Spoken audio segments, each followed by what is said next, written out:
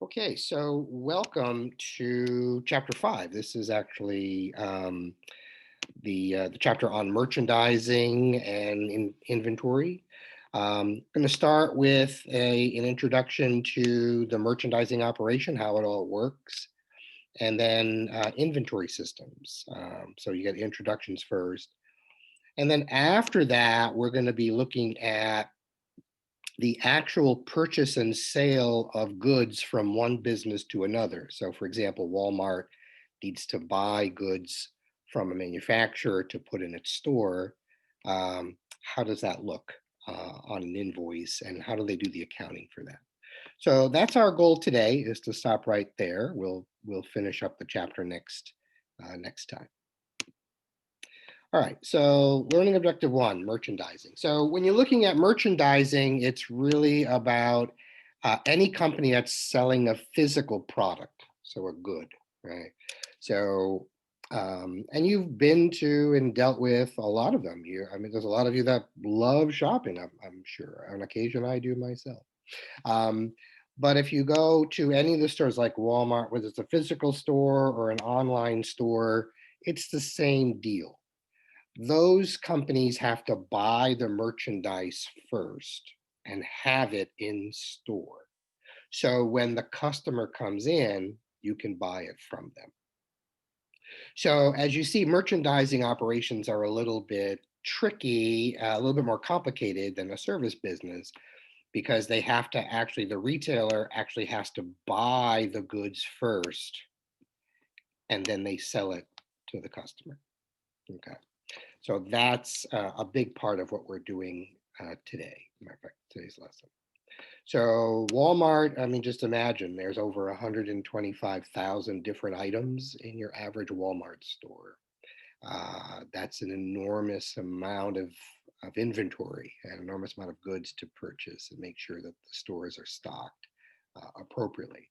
And I, for one, get very frustrated because every time I go to Walmart for various things, their inventory is out, and it's frustrating, you know. And I'm not talking about what we're going through in COVID land here with toilet paper and Lysol, which of course they are still out of, but just general stuff that I need. So it's become increasingly frustrating for that. I don't get the same experience at Amazon. Um, so I'm not sure if that's a good thing or not. The company that you see here, REI, is Recreational Equipment Incorporated. It's basically an outdoors. It's like a Dick's Sporting Goods and a Cabela's wrapped into one. And in fact, it looks just like a Dick's Sporting Goods or a Cabela's if you walk into the store. I was in one in Massachusetts. I haven't seen any around here. Um, but it is a merchandising company. Okay. So when, like I said, Walmart and Amazon and others, they have to buy the goods first before they sell the goods to us. So we're going to be talking about business to business transactions, B2B transactions, because you have businesses that make products, make goods, and they sell them to stores like Walmart that sell goods. Okay, so we're going to be looking at that process today in more detail.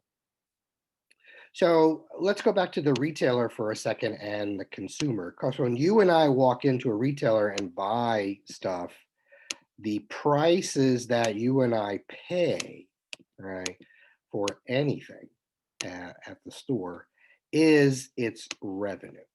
Okay. So you walk into the Walmart and you buy, $30 worth of healthcare products or something like this. That $30 is revenue to the store. It's the prices that we pay for a customer, but it's the revenue to the retailer. Well, before Walmart could sell you what you bought from them, they had to buy it first. And so basically, retailers have these costs that are up front. Okay, when they buy the goods, it's a cost to the retailer. Of course, they sell it to us as consumers at a much higher price than the cost to them because they have a lot of expenses, as you'll see. Okay. So when we look at when a company buys goods for its store, that's what inventory is. Okay, so that's what inventory is. Um, so every time they purchase those goods, that cost is really a cost of an asset for the company. Inventory is an asset for a company. And they keep that asset on the shelf and they want to get rid of it as quickly as possible. So it's a current asset. They're very much interested in just dumping their inventory and selling it to customers because they want to make sales revenue. That's their entire existence for retail is selling products, selling goods. And so every time they get goods in, they want the customer to come in and take the goods out. Okay. And that is the cycle for merchandise: buying, bringing, um, bringing goods in, selling them to consumers, which is moving them out. And then, of course, they have to move more back in, to buy more back in, to have those shelves stocked at all times. So you already learned here that the revenue account for a retailer or merchandising company is called sales revenue. Every time you see the word sales, you'll know it's a physical product. Up until this point, as you know, we've dealt with Sierra Corporation in the book, which is a service company. So their revenue account is service revenue. If they sold goods, like even if it was T-shirts and mugs and other stuff, that would have been sales revenue. A lot of companies can have both. A lot of companies have service revenue and sales revenue. So, for example, you go to get your oil changed. That's both sales revenue because they're literally selling you goods, the oil filter, things like that. And they're also selling you a service, right? They're doing the work. They're taking the old oil out, putting the new oil in. Sounds like a hokey pokey thing. They take the old filter out, put the new filter in. They turn themselves around and they do it again. And so that's how that works. So some companies will have both sales and service revenue, but merchandising companies like Walmart, they live and die by sales and sales revenue. So that means that their income statement looks a little bit different. Remember, in a service business that we looked at, it's always it's always revenue minus expenses is net income. Well, that's still true, except as you see from the little blue boxes here, there's a little bit of a addition that we have to look at. So the first thing does start with revenue. And of course, for a merchandising company, it's sales revenue. That's the account. The very first thing they do is they subtract out the cost of the item that they bought to put on the shelf to sell to us. So that is what the cost of goods sold is. The cost of the inventory that the company had to buy to put on the shelf before they sold it to us at a higher price, right? So the price we pay is the sales revenue. The price that the company pays to buy the product is their cost of goods sold. The difference between the two is something we call gross profit, okay? And gross profit simply is sales revenue minus cost of goods sold. In essence, we use this to find out after they collect money from the customer in a sale and they subtract out what it costs them to buy the item, what are they starting with to pay all the rest of their bills and make a profit? So the gross profit basically is that. From the gross profit, all the other expenses that are normal at any business would be subtracted from. And what's left is your net income. Okay. So this is an important part that you have to know. And you'll be seeing this over and over and over again when we talk about merchandising companies. As such, the operating cycle is much shorter for a service company because they're not dealing with inventory. They simply perform services and collect cash, or they perform services, they give them a bill, and they get cash, right, when they get their receivable. Merchandising companies, it's a little bit more. They have to buy inventory first, that's their asset. Then they have to sell their inventory. Sometimes they sell their inventory for cash. If they sell their inventory to another business, they're waiting to get paid for that to get the cash. So it's a bit of a cycle. It's a bit of a different cycle, a little bit longer. And I don't know how many of you have actually worked in retail before. Has anyone worked in retail? Just, oh, how much fun was that? Yeah, Hannah's waving. Anybody else waving? I'm just saying, just keep going. Okay. Well, the flow of the inventory has to be kept track of from accounting perspective.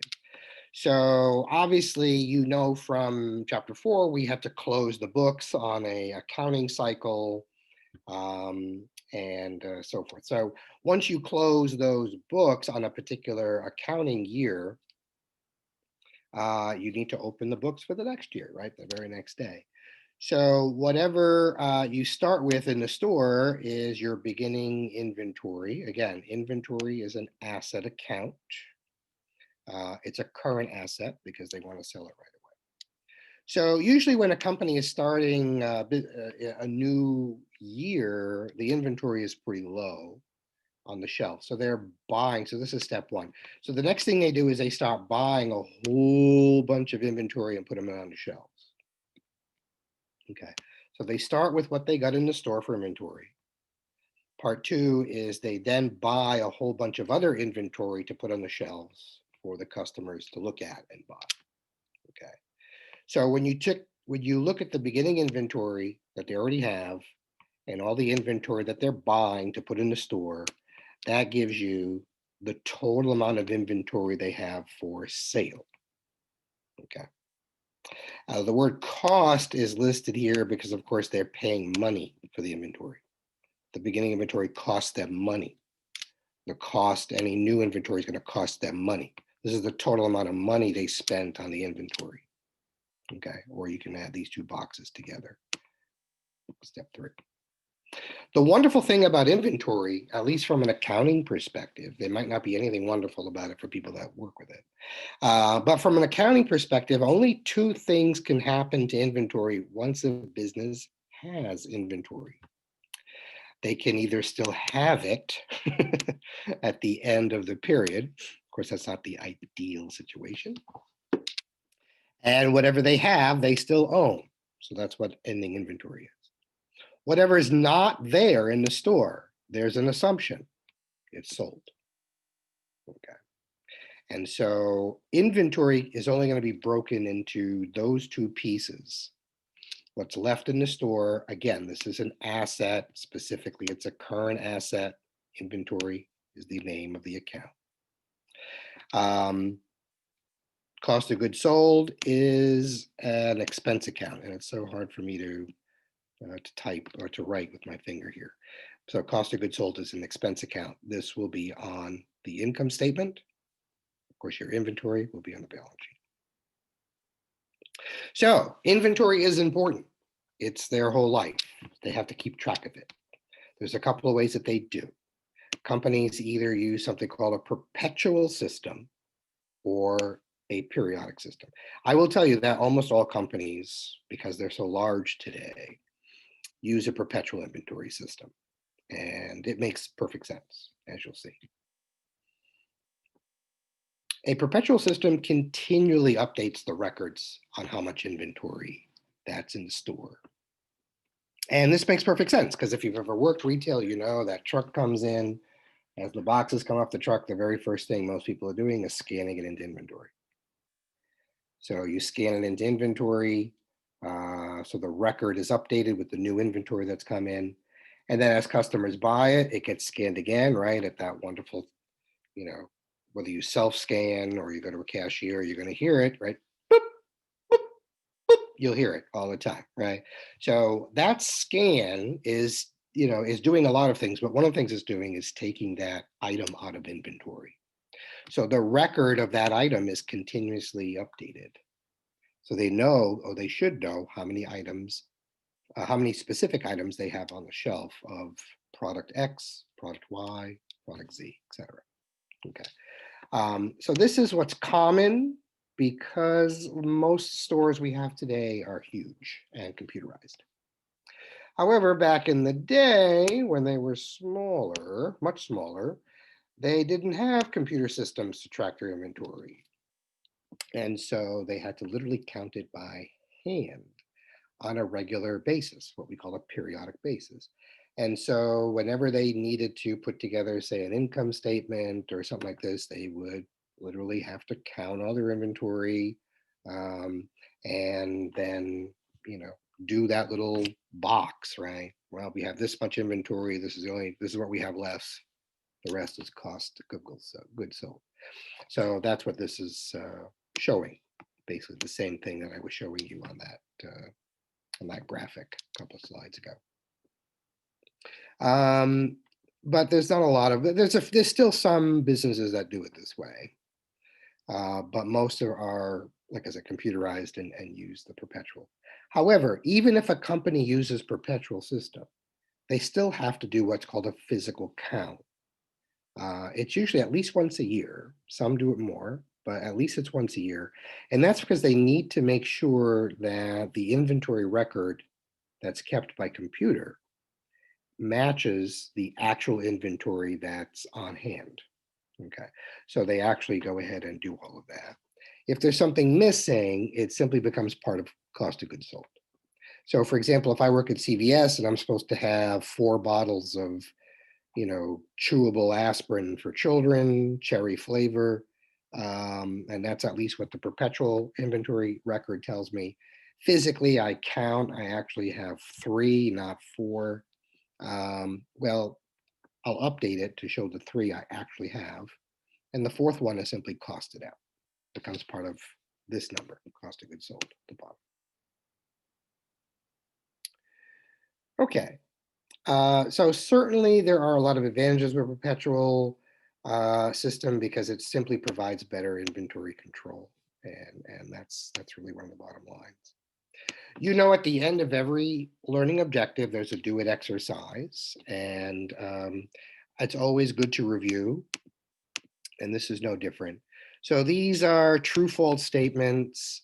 The 2 true ones are relatively straightforward. The operating cycle of a service company is shorter than a merchandising company. That's true. Sales revenue minus cost of goods sold is your gross profit. That's true. No problems here. Why are these false? Number 1 is false because it says the primary source of revenue for a merchandising company is from performing services. That's false because merchandising companies sell goods. That's why that's false. The last one here is that wonderful formula, the ending inventory plus the cost of goods purchased is equal to all the goods available for sale. That's false because it's actually the beginning inventory plus the cost of all those goods that they purchased is the total. So that, my friends, is learning objective 1. And I'll take a quick break here, come back to our main meeting and ask if there's any questions.